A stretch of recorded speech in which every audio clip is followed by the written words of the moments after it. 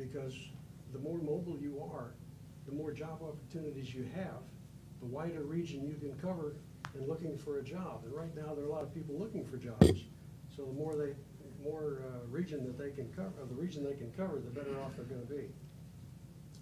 It talks about the fact that the city of Vancouver is going to manage this program for Clark County, has set an aggressive goal for job growth coupled with a target to reduce drive-alone trips to downtown from 88% to 65%. And it says, if these targets are realized, adding jobs while reducing driving alone trips would save the businesses in downtown $136 million in parking construction. And if these targets are not realized, the people in Vancouver will have a tremendous parking problem for their businesses. And my question is, do we want to follow them into this abyss? So, unlike my colleague, I'm going to be voting against this tonight, and I wanted to let you know why. This ordinance requires more paperwork and dedicated employer time and expense than its minimal benefits justify. It requires considerable staff time and effort. The ordinance is based upon a state mandate that interferes in the business of the city of Washougal, and it's politically driven by hysteria aided and abetted by faulty science. This ordinance, in my opinion, is the proverbial camel's nose under the tent. You can expect to see the full camel in there with the types of things that you talked about in other areas, where they're going to regulate us in everything that we do. I anticipate the following results from this ordinance. Businesses refusing to relocate to Washougal. Unnecessary burdens on existing employers. Decisions by current employers not to expand operations in Washougal. They'll go somewhere else. Lost job growth opportunities as a result of all that, and lost tax revenues. Mr. Mayor, I think we need to get ourselves up to Seattle as a group and talk with the committees that put these things together and tell them about the unnecessary burden they're imposing on the city, and seek the revocation of this ill-conceived state legislation and similar legislation, which I anticipate will follow. And I ask your help in doing that. Being a new member, I'm not sure exactly how to round up the group and get them up there. I would appreciate your help. Thank you. Thank you very much for the opportunity to speak. Molly. Just a comment. I believe the CTR program has been a state program since 1991. Is that correct?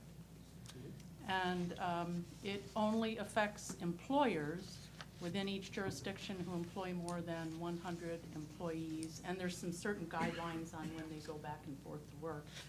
So this is not a new program, and while I do agree with Mr. Shoemaker's, some of his issues about mandates being pushed down on the local level, I still do realize that this is a state law, and it is possible that it has actually generated some true trip reduction, and it certainly doesn't limit the mobility of anybody looking for a job, because they would have any freedom that they choose to use any form of transportation if they choose to do so.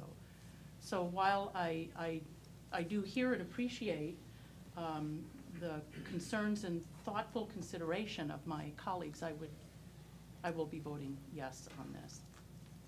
Mr.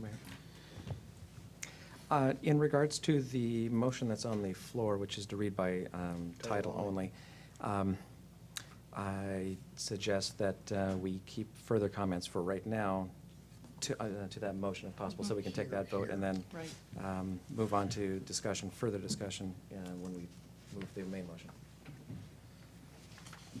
Okay, we've got a motion and a second on the table to read the ordinance by title only. All in favor? Aye. Opposed? No.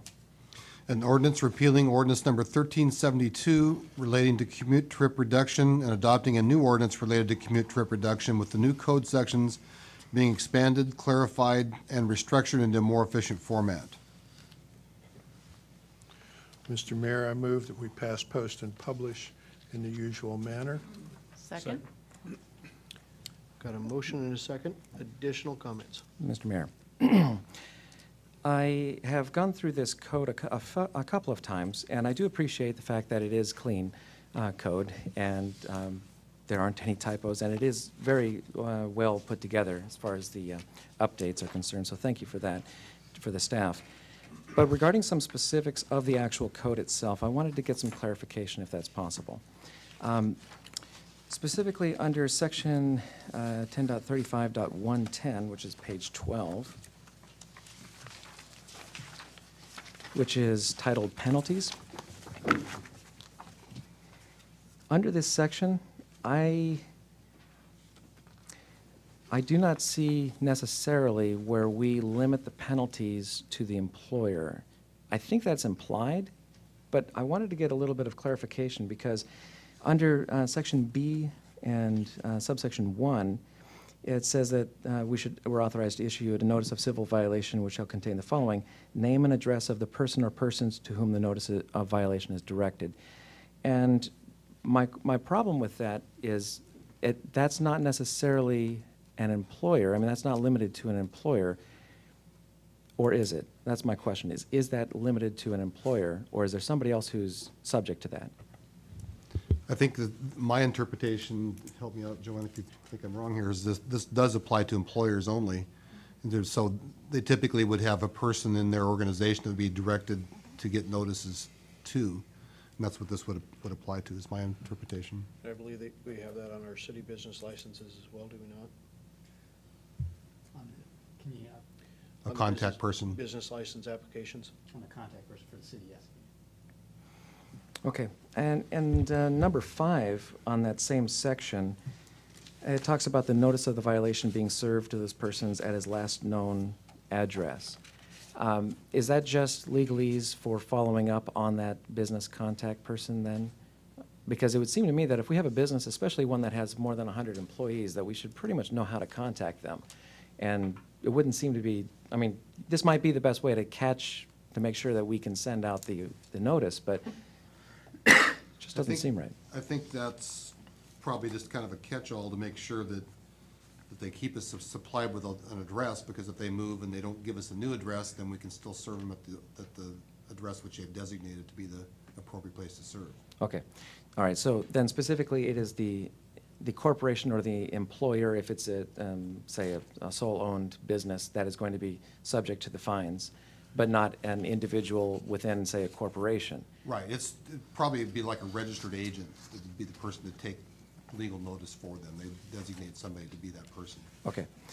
And I did also want to mention that on the following page, by the way, this is the only, I don't know if you want to even call it a typo, on 10.35.120A1, the last sentence, it says 30 days, but usually it has 30 spelt out and then 30 numerical.